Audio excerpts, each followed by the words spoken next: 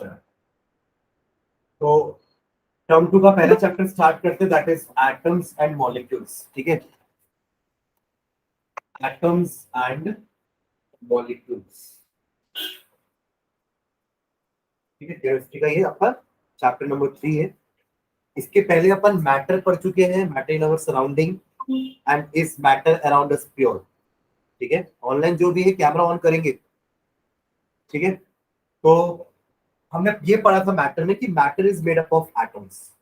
कोई भी मैटर बिना एटम के नहीं बन सकता। ठीक है, matter is made up of, ऐसा टाइनी पार्टिकल्स बोलते थे ना, which can not be further divided, और तो अपन क्या बोलते हैं, एटम्स। ठीक है, मॉलिक्यूल्स भी एटम के कॉम्बिनेशन से ही बनता है।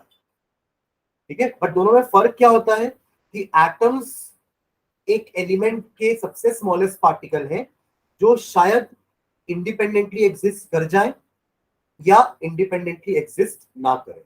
जैसे कि एग्जांपल में अगर मैं हाइड्रोजन एलिमेंट की बात करता हूं, हाइड्रोजन एलिमेंट का एक सिंगल एटम जिसको अपन H से डिनोट करते हैं, ये इंडिपेंडेंटली एग्जिस्ट नहीं कर सकता। आपको नेचर में जितना भी हाइड्रोजन मिलेगा that will be in the form of H2 not H। इसका मतलब ये क्या हुआ कि अकेले वो नहीं रह सकता, इसलिए उसने अपने जैसे ही एक और के साथ कंबाइन किया और बन गया H2।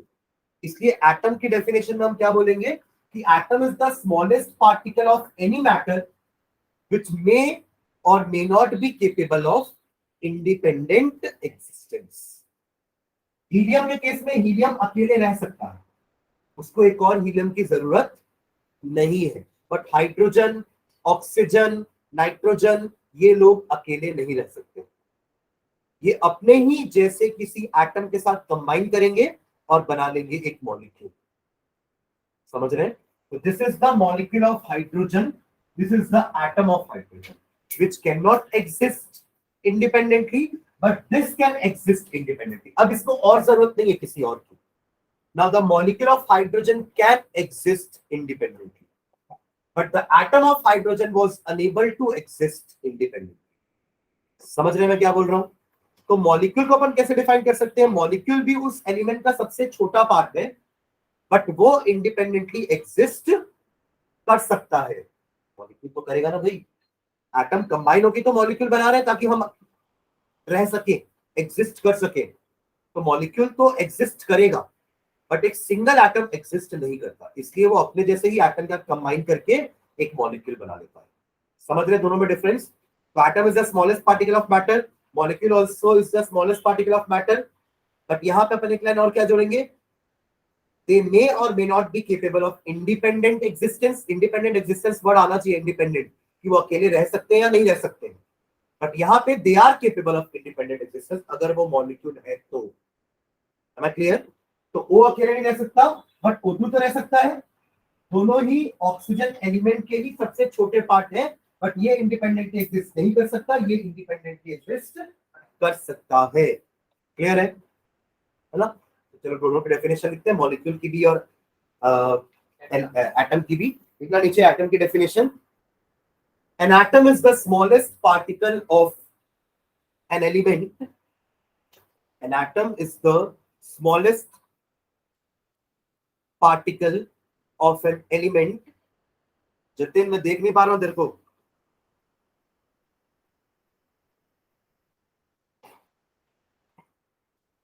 An atom is the smallest particle of an element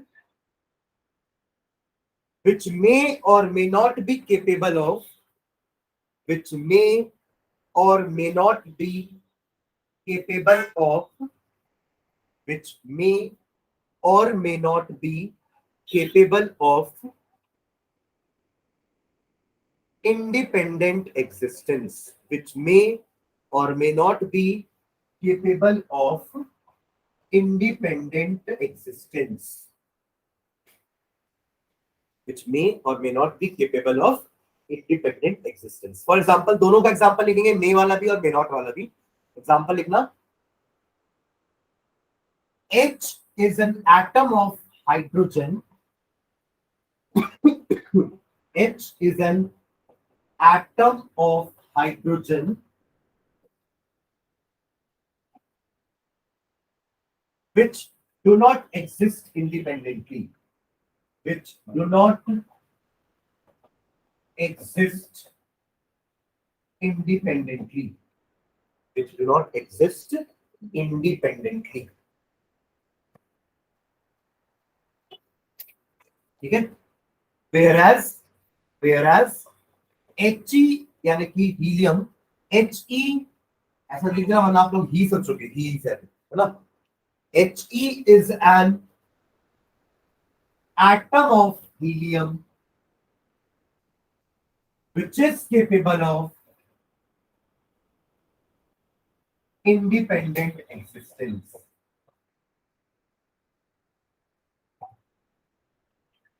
clear है? एटम का डेफिनेशन क्लियर है सबको? तो बस एटम को अब से सिर्फ इतना ही बोल के नहीं छोड़ देंगे कि it is the smallest particle of an element. ये डेफिनेशन अधूरी कहलाएगी। डेफिनेशन पूरी कब होगी? जब आप लिखोगे कि इसमें से कुछ के एटम्स इंडिपेंडेंटली एग्जिस्ट कर सकते हैं, कुछ के नहीं। क्लियर है? एक मॉलिक्यूल का भी डेफिनेशन लिखो। मॉलिक्यूल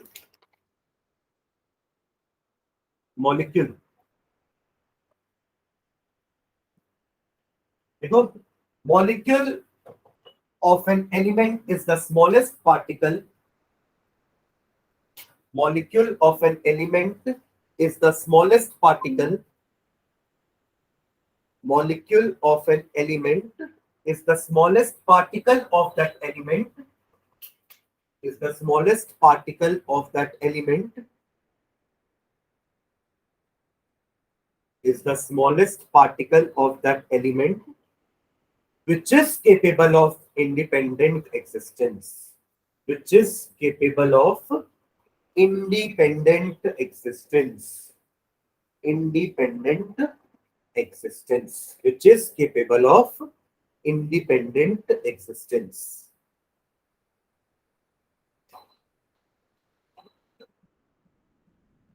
ठीक है? Which is capable of independent existence. Example लिख लेना। H2 is the molecule of element hydrogen. H2 is the molecule of element hydrogen.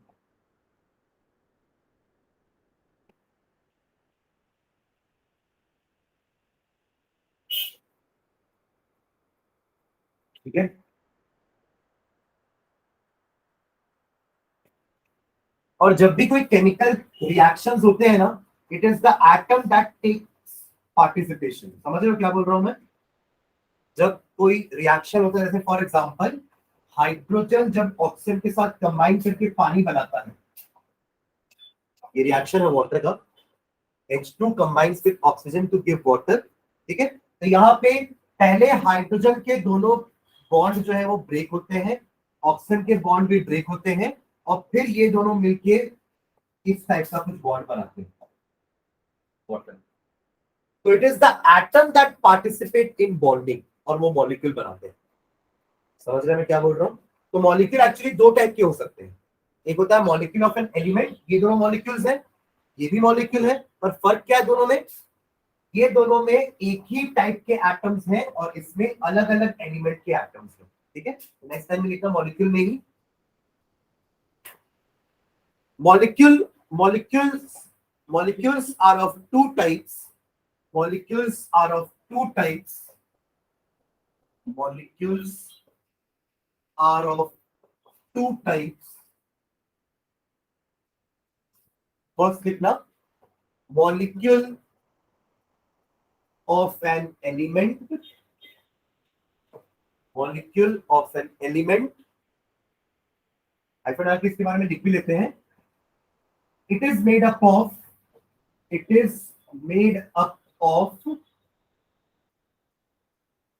atoms of same element. जो लिख रहे हैं उसको समझना ना क्या लिख रहे हैं। एक ही एलिमेंट के नंबर ऑफ एटम्स कंबाइन करते हैं तो वो कहलाता है molecule of an element. Element का ही है ना वो मॉलिक्यूल, उसमें और कोई एलिमेंट का दखल अंदाजी नहीं है। समझ रहे हो? एग्जाम्पल आपको बताओ। एग्जाम्पल तो अच्छे से बोलो कॉन्फिडेंटली, H2 और O2 और N2 और O3 और S8 और P4, ये सारे आपके ऐसे मॉलिक्यूल्स हैं जिसमें एक ही एलिमेंट के एटम्स बहुत सारे हैं। समझ रहे? Combination of atoms of same element. इसमें और कोई एलिमेंट दिखा है क्या? H2 में सिर्फ H है जो 2 है, O है जो 2 है, N है जो 2 है, O है जो 3 है। तो they are the combination of atoms of same element. Am I clear? ठीक है। सेकेंड लिखना, molecule of a compound. Molecule of a compound, यहां क्या लिखेंगे? ये भी कॉम्बिनेशन ऑफ एटम्स तो है बट अलग अलग एलिमेंट का। यहां क्या लिखेंगे? It is made up of atoms of, यहां सेम था, यहां पे क्या हो जाएगा? डिफरेंट। अरे आप लोग सुन रहे हो, समझ रहे हो? Different element. जैती जतिन समझ में आ रहा है? Yes sir.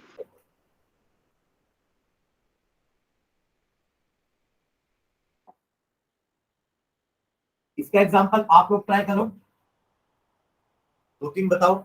Sir H2O। H2O, okay, और CO2 और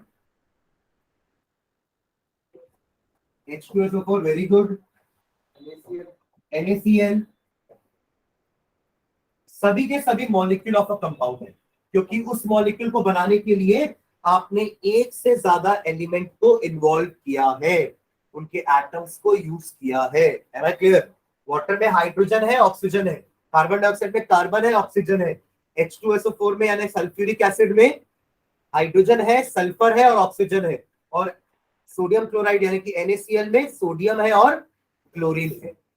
समझ रहे? तो अलग अलग एलिमेंट के एटम्स को यूज करके आपने वो मॉलिक्यूल बनाया है, इसलिए those are known as molecule of a compound.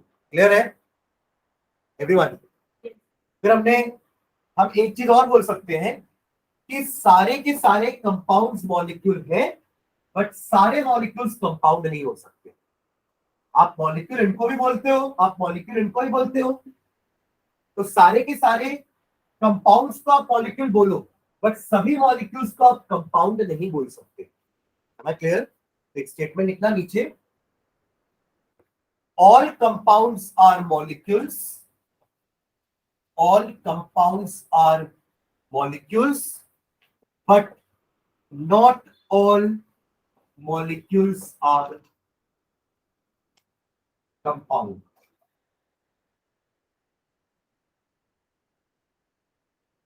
All compounds are molecules, but not all molecules are compound.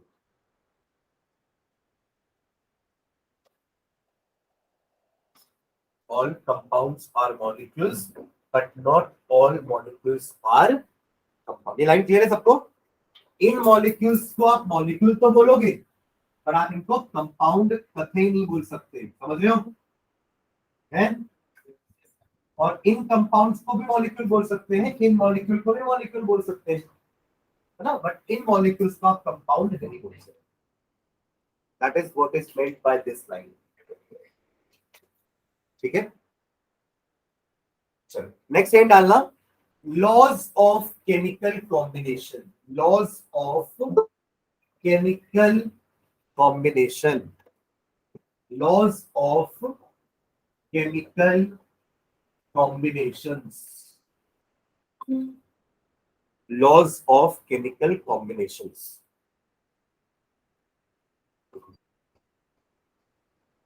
Darshana video चालू कर लो। Yes sir. Laws of chemical combination, देखो इसका क्या मतलब होता है? लॉज, जब एटम या मॉलिक्यूल आपस में कंबाइन करके रिएक्शन करते हैं ना, तो वो कुछ लॉज को फॉलो करते हैं। ऐसा करते समय उनको कुछ लॉज को ध्यान में रख के कॉम्बिनेशन करना होता है। समझ रहे मैं क्या बोल रहा हूँ? है ना? तो वो लॉज क्या होते हैं? सबसे पहला लॉ है इसमें लिखना, law of conservation of mass. Law of conservation of mass, law of conservation of mass. ठीक है, इसमें हाइफन डाल के लिखो, it was stated bye, it was stated bye, it was given by, ऐसा भी लिख सकते हैं। लॉस के एक्चुअली स्टेटमेंट्स होते हैं ना, इसलिए स्टेटेड बाय लिख रहे हैं।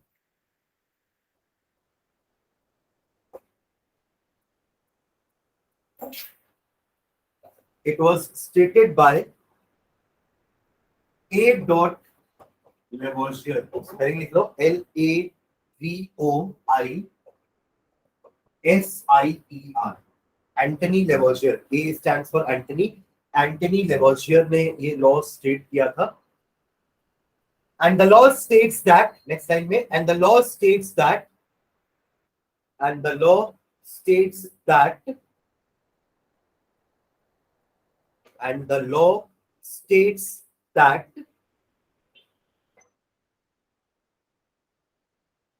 during any chemical change, इसको इन्वर्टेड फॉर्म से स्टार्ट करना, during any chemical change, during any chemical change, the total mass of, the total mass of products, the total mass of products is equal to the total mass of reactants, is equal to the total mass of reactants.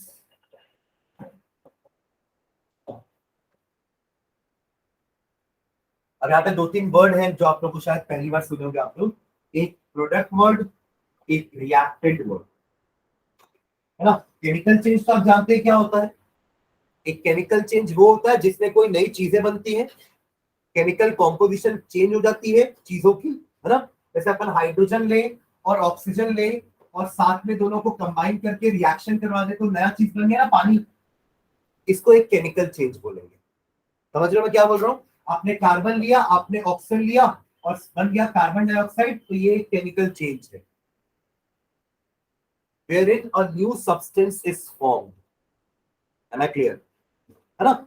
जब भी कोई chemical change होगा अपन उसको एक statement के form में लिख सकते हैं जिसको अपन कहते हैं इक्वेशन। इसको क्या बोलते हैं? Equations. Chemical changes are represented as equations, chemical equations. ठीक है।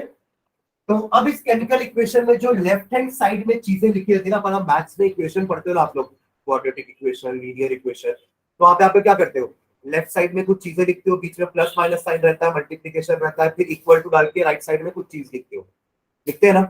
तो यहाँ पे भी वैसे ही है, बस ये कि यहाँ पे इक्वल टू साइन ना करके हम एरो बनाते हैं। एक फर्क है मैथ्स के इक्वेशन में और केमिकल इक्वेशन में। हम वहां पे इक्वल टू साइन देते हैं मैथ्स के इक्वेशन में, यहाँ पे हम एरो बनाते हैं। लेफ्ट हैंड साइड में जो भी चीज है उनके बीच में प्लस ही होता है, यहाँ माइनस नहीं होता। वहां पे प्लस माइनस करते थे अपन, माइनस भी करते थे, प्लस भी करते थे, बट यहाँ प्लस ही होता है। और लेफ्ट वाली चीजों को हम कहते हैं रिएक्टेंट्स। क्या बोलेंगे? क्योंकि वही तो रिएक्ट कर रहे हैं, इसका उनका नाम क्या है? रिएक्टेंट्स। और जो बनते हैं उनको क्या बोलेंगे हम? क्योंकि वो बन रहे हैं, वो प्रोडक्ट है हमारा, राइट। तो ये हो गए रिएक्टेंट्स और ये हो गए प्रोडक्ट। अब टर्म क्लियर है दोनों। अब एक बार लॉ को पढ़िए, क्या बोल रहे हैं लॉ कि during any chemical change the total mass of product is equal to the total mass of reactant. इसका मतलब आप जब कार्बन और ऑक्सीजन के मासेस को ऐड करोगे, कार्बन और ऑक्सीजन के मास को जब आप ऐड करोगे, that should come equal to carbon dioxide का मास। तभी तो आप बोलोगे ना total mass of reactant is equal to total mass of product. ठीक है। इनके मासेस में भी आपको बता रहा हूं क्या होते हैं, हम बाद में लिखेंगे इनके मासेस। कार्बन का मास होता है 12, एक कार्बन है तो 12 हो गया। ऑक्सीजन का, एक ऑक्सीजन का मास होता है 16। यहाँ पे दो ऑक्सीजन है तो टोटल मास कितना हो जाएगा? 16 इंटू 2 यानी कि 32। समझ रहे? यहाँ भी दोनों को ऐड कर लेते हैं। कार्बन का मास होता है 12 और दो ऑक्सीजन है 2 इंटू 16 यानी कि 32। 44 ग्राम यहाँ भी है और 44 ग्राम दोनों को ऐड करने पे यहाँ पे भी आ रहा है। तो दिस शोज दैट कि ये chemical change law of conservation of mass को फॉलो कर रहा है। Am I clear? समझ गए? अब ऊपर वाला रिएक्शन देखते हैं, ये समझ में आ गया ना कार्बन ऑक्साइड वाला। अब हाइड्रोजन ऑक्साइड वाला देखते हैं, देखो ध्यान से। H2 plus O2 gives H2O। कभी भी इसको रिएक्शन को ऐसा मत लिख देना H2 plus O gives H2O, ये गलत हो जाएगा, क्योंकि O तो अकेले रह नहीं सकता। O एक ऐसा एटम है which is not capable of exactly independent existence, नहीं कर पाएगा, इसलिए कभी भी ऐसा नहीं लिखेंगे, समझ रहे हैं ना? हाँ, तो अब यहां अगर मैं एडिशन करूं दोनों के मासेस का, लेफ्ट साइड और राइट साइड, तो क्या वो इक्वल आ रहा है? ध्यान देना, हाइड्रोजन का मास होता है 1, हाइड्रोजन का मास होता है 1, ऐसे दो हाइड्रोजन है तो टोटल मास इनका कितना हो जाएगा? 2 into 1। एग्री? ऑक्सीजन का मास अभी पीछे देखे था ना 16 का, तो दो ऑक्सीजन मिला के कितने हो जाएंगे? 32। तो कितना हुआ? 2 + 32 यानी कि 34। ऐसा आ रहा है? 2 + 32 यानी कि 34 आएगा। इधर देखते हैं, दो हाइड्रोजन है प्लस एक ऑक्सीजन, 2 + 16 कितना आ रहा है? ठीक है, तो अलग अलग आ जा रहा है। समझ रहे हो क्या बोल रहा हूं मैं? तो ये तो law of conservation of mass को फॉलो नहीं कर रहा है ऐसे में, तो इसको कराने के लिए, law of conservation of mass को कराने के लिए, फॉलो कराने के लिए हम क्या करते हैं? इस इक्वेशन को बैलेंस करते हैं। बैलेंस करने का मतलब क्या होता है? जो बैलेंस पहले देखे ना कि बैलेंस क्या होता है, तराजू को बैलेंस बोलते हैं ना। तराजू जब दोनों का एक लेवल पे आ जाए तो उसको बैलेंस कंडीशन कहा जाता है ना।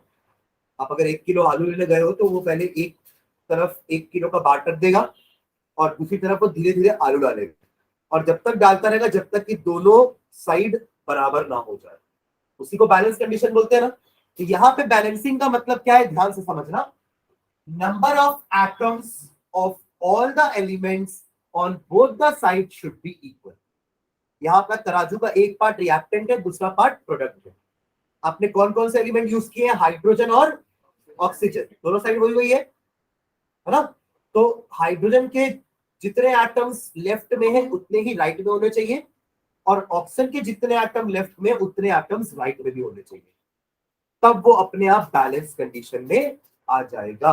Am I clear? तो बैलेंस करने के लिए क्या करेंगे अपन? यहाँ पे हाइड्रोजन कितने हैं?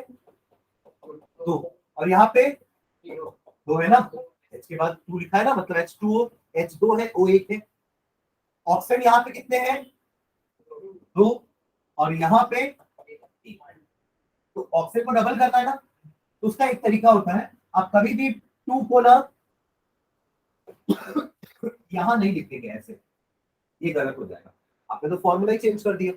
वाटर का फॉर्मूला क्या होता है? H2O, और अगर आपने यहाँ पे 2 कर दिया तो वो तो H2O2 हो गया, फॉर्मूला ही चेंज हो गया वाटर का। तो उसका क्या तरीका होता है? हम कंपाउंड के आगे में नंबर लगा सकते हैं, कंपाउंड के आगे में, पर ये नंबर 2 सिर्फ ऑक्सीजन के लिए नहीं रहेगा, फिर वो H के लिए भी रहेगा। समझ रहे हैं क्या बोल रहा हूँ? It's like 2 molecules of water. अब टोटल हाइड्रोजन कितने हो जाएंगे? 4 दिख रहे हैं सबको? 2 एक के पास, 2 दूसरे के पास, टोटल मॉलिक्यूल कितने हो गए? बढ़ के 4। हाँ, हुए ना। और ऑक्सीजन कितना हो गया? एक इधर है, एक इधर है, हो गया 2। आया ना? वही तो करना चाह रहे थे ना, 2 करने के चक्कर में हाइड्रोजन बढ़ गया जबरदस्ती। आया ना? तो अब हाइड्रोजन को इधर बैलेंस करना पड़ेगा, तो उसके लिए अपन यहाँ पे भी 2 लगा देंगे। हो गया 4। ध्यान दो, ऊपर हाइड्रोजन 4 हो गए, हाइड्रोजन 4 है, ऑक्सीजन 2 है, ऑक्सीजन 2 हो गए। है ना क्लियर? अब दोनों के मास को ऐड करके देखो, देखो ये तो मैंने पुराने वाले का किया था ना, तो इसको मैं मिटा देता हूँ, ठीक है। ये तो पुराना वाला था जो कि अनबैलेंस आ रहा था, मतलब law of conservation of mass को फॉलो नहीं कर रहा था। अब मास कैलकुलेट करके देखते हैं, ऑब्वियसली अगर नंबर ऑफ एटम्स दोनों जगह बराबर हो जाएंगे दोनों के, तो मास भी सेम रहेगा। आया ना? चलो देखते हैं कैसे। इसका टोटल मास, टोटल 4 एटम हो गए ना, है? आया ना? 4 एटम होगा ना। तो अब देखो 4 into 1 प्लस 2 into 16, 32, कितना हो गया? आया ना? लेफ्ट साइड सबको क्लियर है? इधर जयती, दर्शना, जतिन, समझ में आ रहा है? Yes, sir. अब यहाँ देखते हैं, 2 को बाहर रहने दो, ये वाले 2 को, और अंदर इनको करो 2 into 1 हाइड्रोजन के लिए प्लस 1 into 60 ऑक्सीजन के लिए ऐड करो, फिर बाद में 2 से मल्टीप्लाई कर देंगे। तो 2 into अंदर क्या बचेगा 80, तो 2 into 80 वो है बराबर। तो अब ये law of conservation of mass को फॉलो करना है। पिछले वाले में हमको कुछ करना नहीं पड़ा था ना, कार्बन डाइऑक्साइड वाले में दोनों के मासेस बराबर आ रहे थे, 44 ग्राम इधर भी 44 ग्राम इधर भी, बट यहां हमें इक्वेशन को बैलेंस करना पड़ा। क्लियर है? हाँ, तभी आप इस इक्वेशन को बोलोगे कि हाँ ये भी law of conservation of mass को फॉलो कर रहा है। तो कभी भी हम जब केमिस्ट्री में इक्वेशन लिखते हैं, it always we have to be balance chemical equation. कभी भी हम इक्वेशन को अनबैलेंस कंडीशन में नहीं छोड़ते हैं। हम हमेशा काउंट करते हैं कि number of atoms of every element are same on both the sides और नॉट।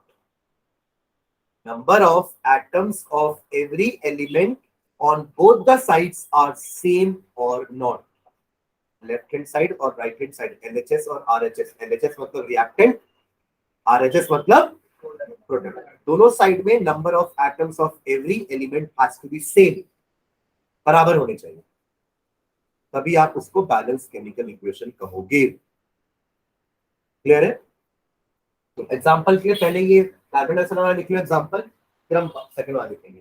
अच्छा, एक लाइन और, एक और स्टेटमेंट का एक और पार्ट लिखना, नीचे लिखो इन अदर वर्ड्स, एक स्टेटमेंट और लिखना इसका। In other words the law means that, in other words the law means that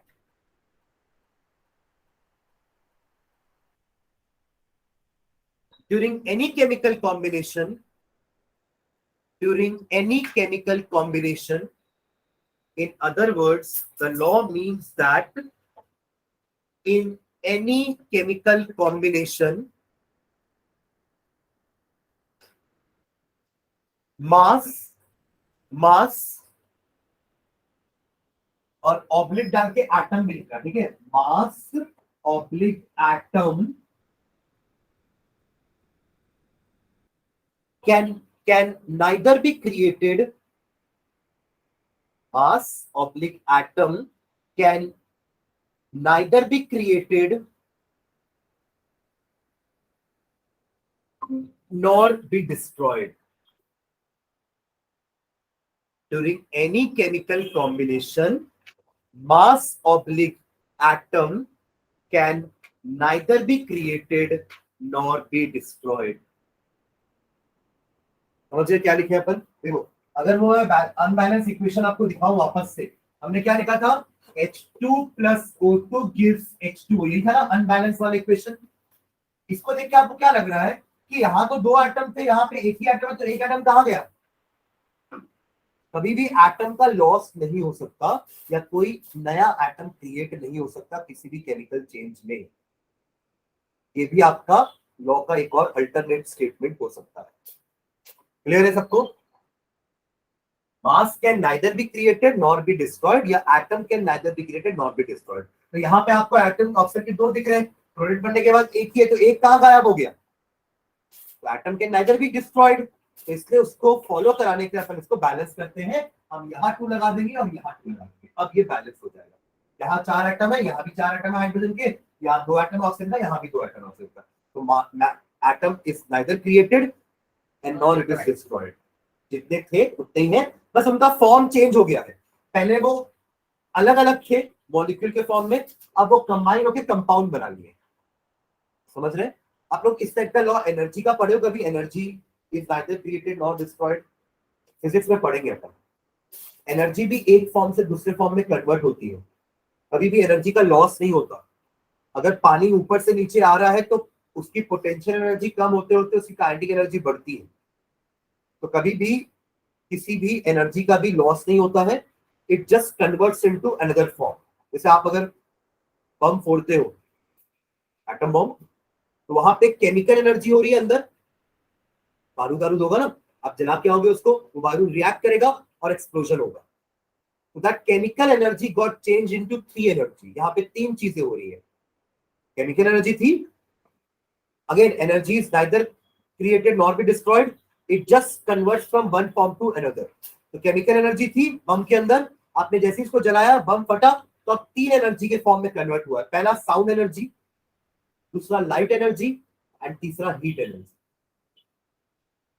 बम फटेगा तो लाइट आएगी, स्पार्क आएगा ना, पूरा आवाज तो आती है, और उस जगह को तुरंत जाके छूगे तो वो कुछ देर तक उस जगह गर्म रहती है। एटम बम जहां पे आपने लगाया था, समझ रहे? तो that chemical energy got converted into 3 types of energy, sound, light and heat.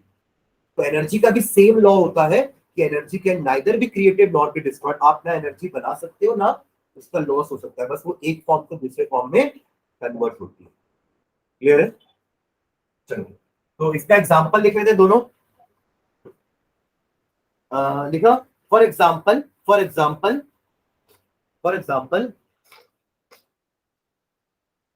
Gram of carbon 12 gram of carbon 12 gram of carbon combines with 32 gram of oxygen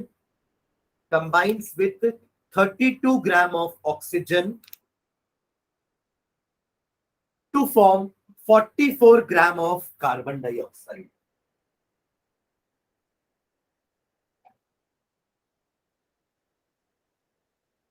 "12 gram of carbon combines with 32 gram of oxygen to form 44 gram of carbon dioxide." ये reaction लिख रहे ना, C plus O2 gives CO2, सिर्फ इतना ही part लिखेंगे, है ना?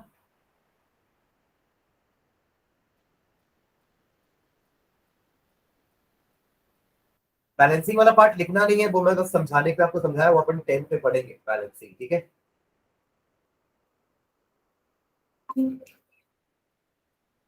बस इतना ही पार्ट लिखना, ठीक है, जो बॉक्स के अंदर है।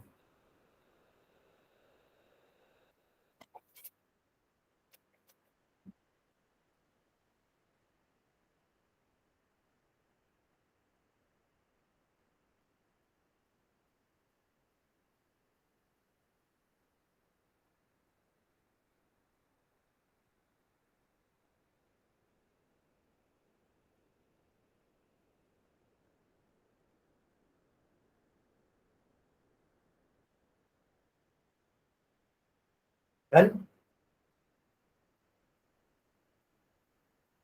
ये आपका पहला लॉ हुआ, लॉ ऑफ केमिकल कॉम्बिनेशन का। This is the first law which is named as law of conservation of mass या मैटर या एटम, क्योंकि सब रिलेटेड है ना। अगर वो मैटर होगा तो उसमें एटम होगा, अगर वो मैटर होगा तो उसका मास भी होगा। Matter is anything that occupies space and has mass, right? तो आप law of conservation of atom बोलो, law of conservation of matter बोलो, या law of conservation of mass बोलो, सब एक, ठीक है? सेकेंड लॉ लिखना, सेकेंड लॉ, लॉ ऑफ, हो गया, लॉ ऑफ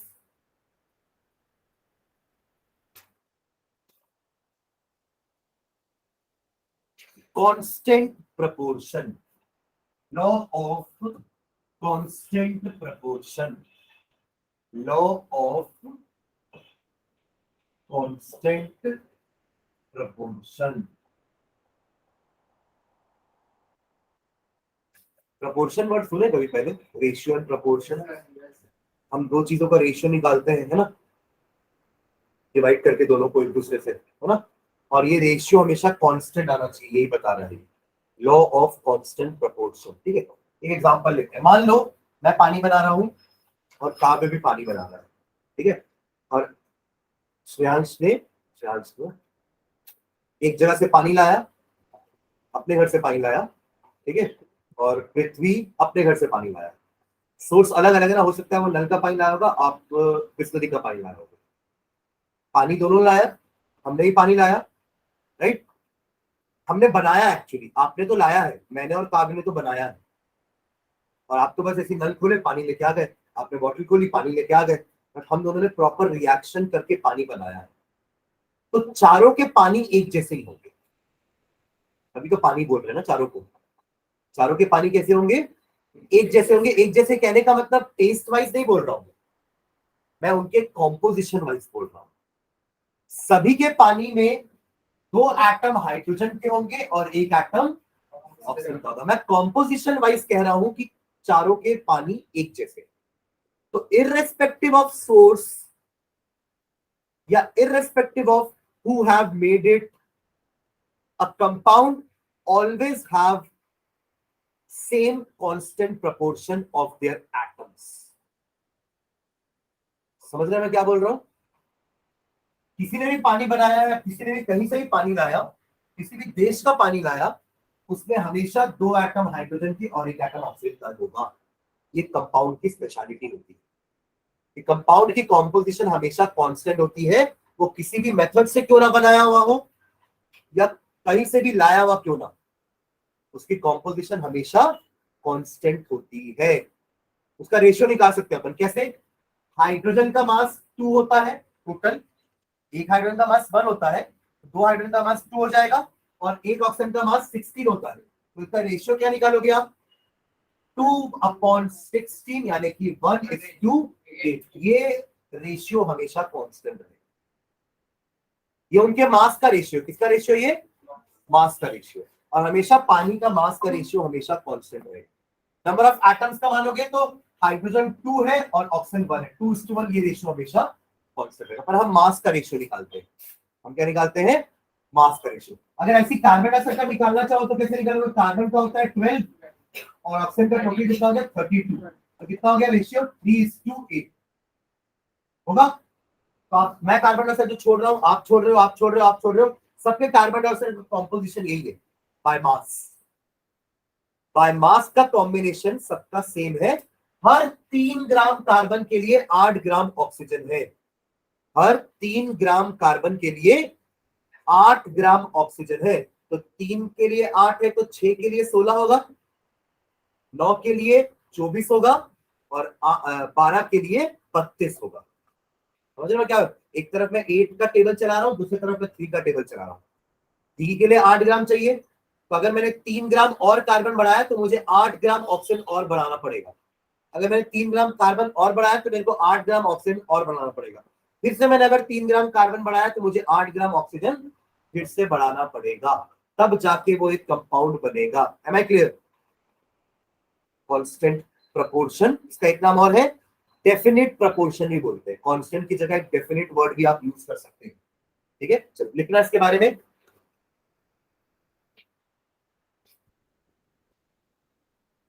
लिखो, this law is also known as law of definite proportion. This law is also known as law of definite proportion.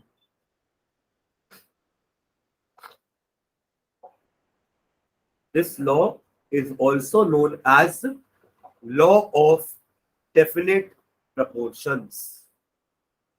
Law of definite proportions. ठीक है, next line में this law states that, this law states that, देखो law के हमेशा statement होते हैं ना, और थ्योरी के पोस्टुलेट्स होते हैं। आप लोग पढ़ोगे मैथ्स में इस टाइप का चैप्टर है ना, क्या नाम है चैप्टर का, एक्सियोम्स ऐसा कुछ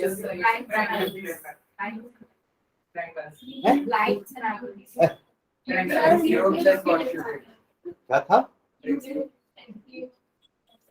नहीं वैसा नहीं, ठीक है नहीं पढ़ोगे। एक्सियोम वाले चैप्टर पढ़ोगे मैथ्स में। सर यूक्लिड से नहीं।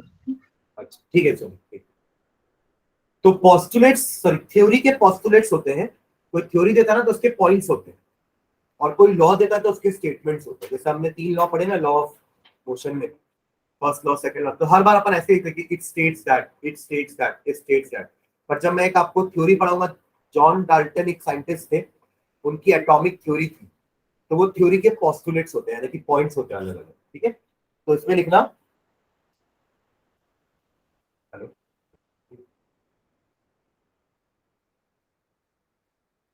भाई,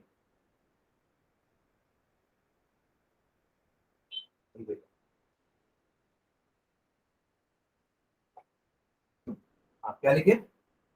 This law states that in a pure chemical substance, compound is a pure substance ना? आया ना? कंपाउंड को हम प्योर सब्सटेंस की कैटेगरी में डालते हैं ना. Element and compounds both are pure substance, mixtures are impure substance. ठीक है, okay. In a pure chemical substance the elements are always present in a pure chemical substance the elements are always present in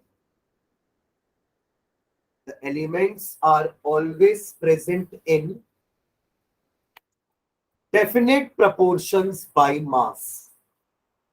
In a pure chemical substance the elements are always present in definite proportions by mass. Elements are always present in definite proportions by mass. आप लोगों को अगर compound का definition याद हो तो हम compound की डेफिनेशन भी ऐसा लिखते थे. Compound is the combination of two or more elements in a fixed ratio by mass. याद है कंपाउंड का definition? In a fixed ratio by mass अपन लिखते थे. मिक्सचर में कभी भी रेशियो फिक्स नहीं होता. यही तो सबसे पहला डिफरेंस है कंपाउंड और मिक्सचर का, कि मिक्सचर में elements are mix in a indefinite proportion. कोई भी प्रोपोर्शन डेफिनिट नहीं होता.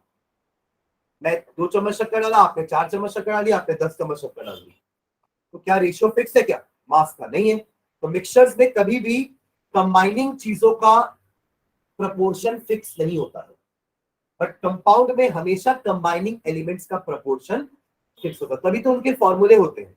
आप शुगर सॉल्यूशन का कोई फॉर्मूला नहीं दे सकते. आपको पता ही नहीं ना कि आपके ग्लास में कितनी शुगर है, मेरे ग्लास में कितनी शुगर है.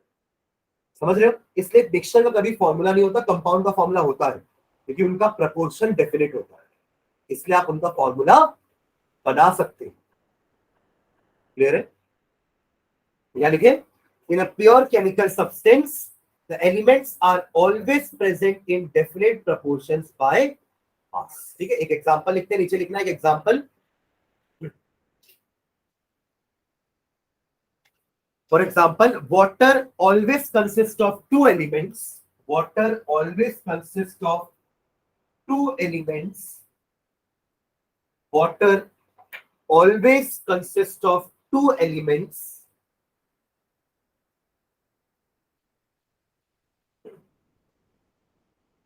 Hydrogen and oxygen. Hydrogen and oxygen.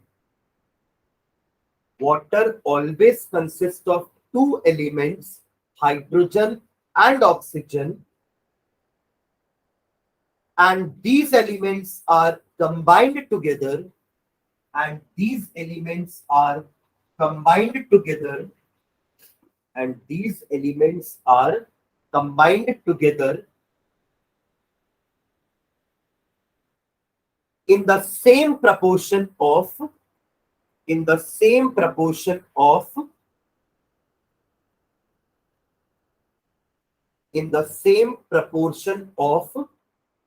1:8 by mass. 1:8 by mass. 1:8 by mass.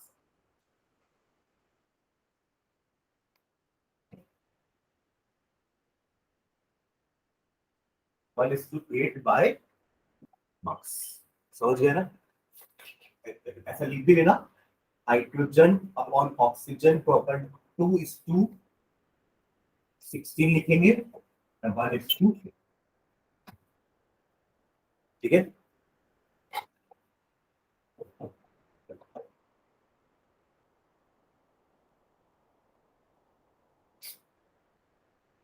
Clear है? एक क्वेश्चन करते हैं फर्स्ट लॉ के बेसिस में. 2 लॉ पढ़ लिया अपन. एक law of conservation of mass या मैटर या एटम, एंड सेकंड लॉ है लॉ ऑफ कांस्टेंट प्रोपोर्शन या डेफिनेट प्रोपोर्शन. ठीक है, एक क्वेश्चन करते हैं अपन. न्यूमेरिकल, छोटा सा न्यूमेरिकल है, बहुत सिंपल सा न्यूमेरिकल है, बेस्ड ऑन फर्स्ट लॉ. ठीक है, देखो question. In a reaction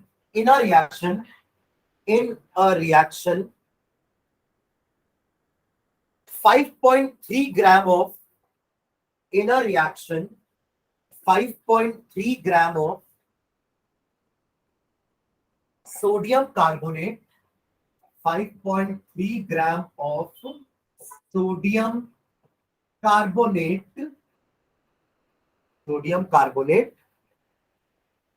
were reacted with 5.3 gram of sodium carbonate were reacted with 6 gram of ethanoic acid. 5.3 gram of sodium carbonate were reacted with 6 gram of ethanoic acid. Full stop. The products were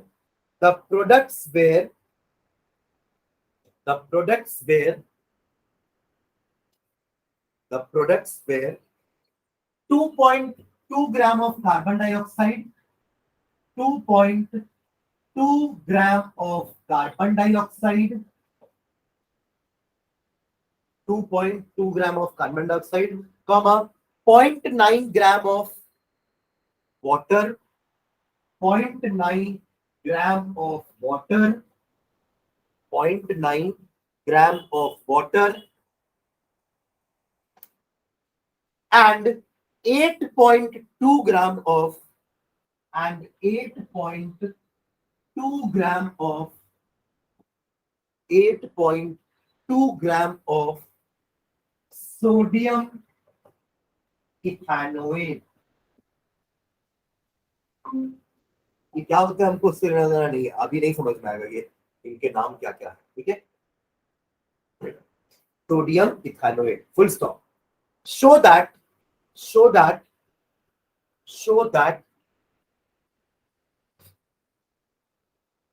these observations are in agreement with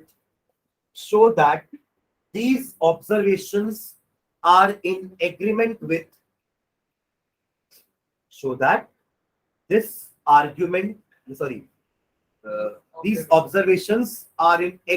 with law of conservation of mass. Law of conservation of mass. Law of conservation of mass. आपको statement पूरा read करके ये समझ में आ रहा है कि reactants क्या क्या है और प्रोडक्ट क्या क्या है। पढ़ो एक बार फिर से, क्या लिखा हमने, 5.3 ग्राम of sodium carbonate were reacted with 6 gram of ethanoic acid. तो ये दोनों रिएक्टेंट हो गए। स्टेटमेंट रीड करके समझ में आ रहा है कि ये दोनों रिएक्ट कर रहे हैं, मतलब ये दोनों रिएक्टेंट हो गए। तो समझ में आ रहा है तेरे को कुछ। और प्रोडक्ट क्या क्या बन रहे हैं, the product were 0.9 gram of carbon dioxide,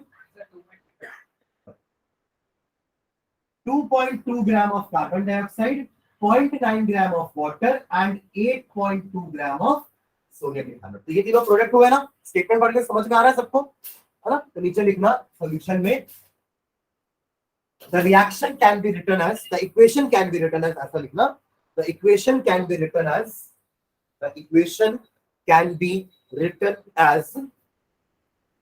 लिख लो ये इक्वेशन पूरा, मासेस मत लिखना नीचे, बस सबके नाम लिख लो, बीच में प्लस साइन डाल देना, बीच में एरो डाल देना। Reactants are separated by plus sign, products are separated by plus sign, और reactant and product are separated by arrow. इसको इक्वेशन बोलते हैं। Am I clear? हाँ, any chemical reaction or any chemical change can be represented by a statement known as equation. समझ में आ रहा है? पृथ्वी बोला तो यस सर, ठीक है। इधर आप तीनों को, जयती, दर्शना, जतिन, Yes, sir. लिखिए सब इक्वेशन, मासेस मत लिखना, उनके नीचे के इक्वेशन सब लिख लिए, ठीक है।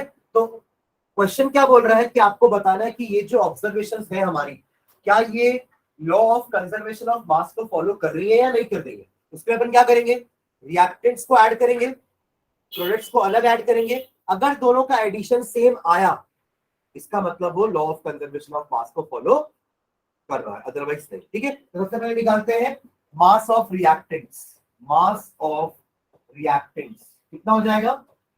5.3 प्लस 6 कितना हुआ? 11.3, इक्वेशन नंबर 1। ठीक है, next second, mass of product क्या क्या है? 2.2 प्लस 0.9 प्लस 8.2 कितना हो रहा है? देखो सबका पहले पॉइंट ऐड करता हूं, 2 और 9 11, 11 प्लस 2 13 का 3 कैरी 1, पॉइंट के पहले वाले करूं 8 9 10 11 हो रहा है ये। इन दोनों को देख के अपन बोल सकते हैं from 1 and 2 we can say that mass of reactant is equal to mass of product. Therefore, the above observation follows law of conservation of mass. हो जाएगा? देख लो पूरा, लास्ट लाइन जरूर लिखना। Therefore, the above observations follows law of conservation of mass. Clear है? हाँ,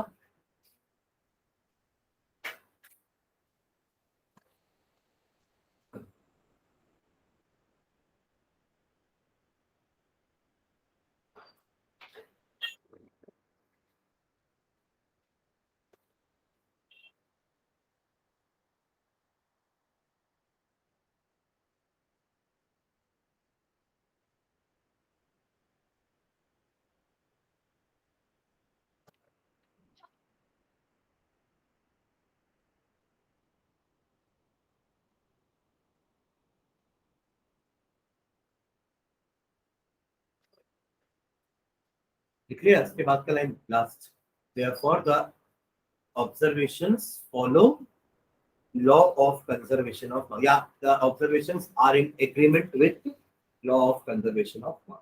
ठीक है,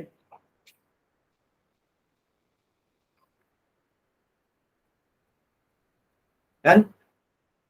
नोट करके एक पॉइंट लिखना, एक क्वेश्चन और करेंगे फिर एंड करते हैं क्लास। एक नोट करके पहले पॉइंट लिखो। Note, law of conservation of mass is also known as law of conservation of mass is also known as law of conservation of mass is also known as law of conservation of mass is also known as law of mass action. Law of mass action. Law of mass action. Law of conservation of mass is also known as law of mass action. ठीक है, चलो एक last question लिखो। Question लिखना, silver nitrate reacts with silver nitrate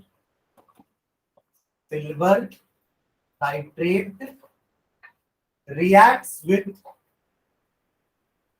sodium chloride,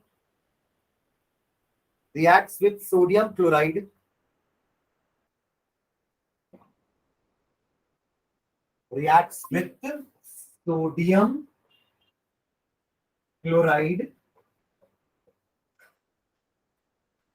to form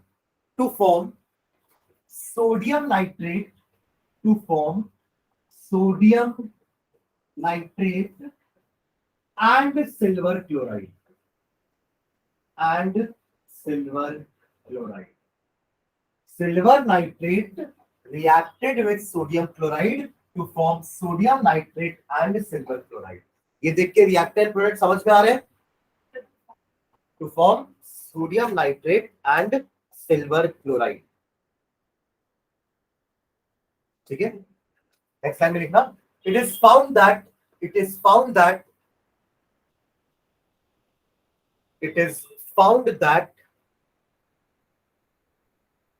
3.4 gram of silver nitrate,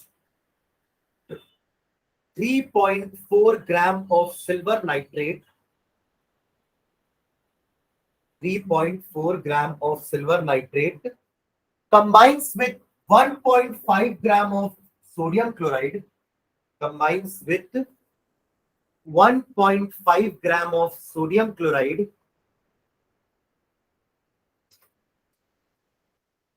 combined with 1.5 gram of sodium chloride and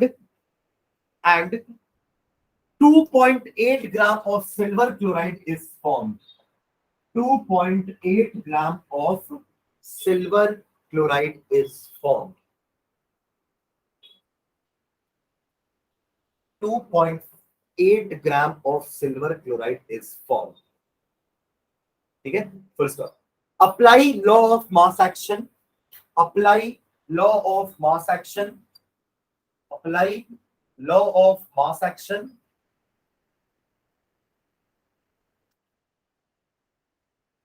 Apply law of mass action and calculate the mass of sodium nitrate formed. Apply law of mass action and calculate the mass of sodium nitrate formed. Apply law of mass action and calculate the mass of sodium nitrate formed. सबको question समझ में आया? देखो क्या बोला है, ध्यान देना इधर. सिल्वर नाइट्रेट सोडियम क्लोराइड का रिएक्ट करता है, बनाता है सोडियम नाइट्रेट सिल्वर क्लोराइड. ये तो रिएक्शन हो गया. अब ऑब्जर्वेशन क्या थी उनकी, जब उन्होंने 3.4 ग्राम सिल्वर नाइट्रेट लिया और सोडियम क्लोराइड 1.5 ग्राम लिया, तो सिल्वर क्लोराइड 2.8 ग्राम बना. सोडियम नाइट्रेट कितना बना है हमें नहीं पता, पर आप लॉ ऑफ मास एक्शन यानी कि law of conservation of mass apply करके उसका मास निकाल सकते हो. कैसे? पहले आप रिएक्टेंट का मास निकालो, प्रोडक्ट का मास निकालो, फिर दोनों को इक्वेट कर लो तो एक्स का नहीं आ जाएगा, है ना. इसको कैसे करेंगे? पहले तो रिएक्शन लिख लो, ये लिख लो पूरा, नीचे ये भी लिख लेना एक्स के साथ. ठीक है. अब अच्छा पहले देख लो फिर लिख लेना. मास ऑफ रिएक्टेंट कितना हो जाएगा? मास ऑफ रिएक्टेंट ऐड करो 3.4 प्लस 1.5 कितना हो गया? 4.9 ग्राम. अगला मास of product 2.8 plus x multiply मत करना, ऐड कर रहे हैं ना. 2.8 प्लस एक्स, समझ गए? This is equation number 1, this is equation number 2. अब क्या करेंगे अपन? Apply law of mass action. Applying लिख लेना ना, applying law of mass action 4.9 2.8 plus x is equals to 4.9. लिख सकते हैं mass of product equals to mass of reactant. तो x इज इक्वल्स टू कितना हो जाएगा? 4.9 माइनस 2.8. 9 में से 8 गया 1, 4 में से 2 गया 2.1 ग्राम बनेगा सोडियम नाइट्रेट. बाकी आपका सिल्वर क्लोराइड तो है ही. समझ गए? तो इसके क्वेश्चन दोनों टाइप के आ सकते हैं. पहला प्रूफ करने बोल सकता है कि ये दोनों ये आपके ऑब्जर्वेशंस कंजर्वेशन लॉ को फॉलो कर रहे हैं कि नहीं, तो आप ऐड करके दिखा देना कर रहे हैं भाई, दोनों बराबर आ रहे हैं तो कर रहे हैं.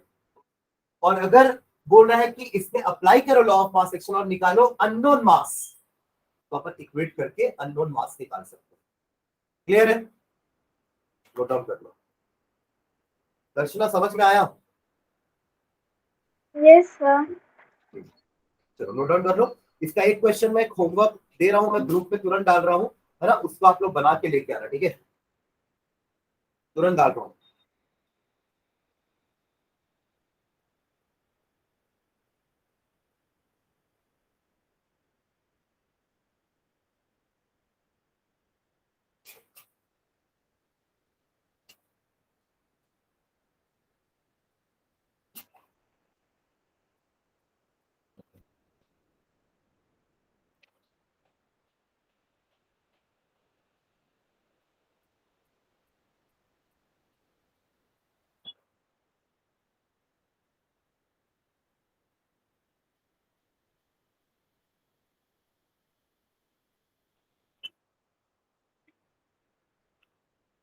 सब नोट कर रहे हैं ना?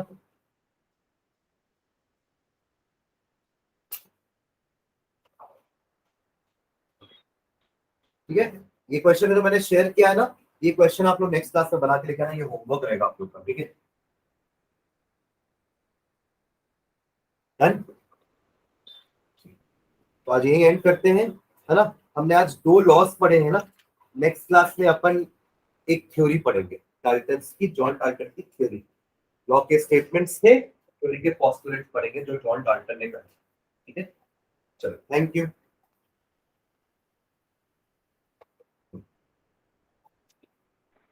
Thank you.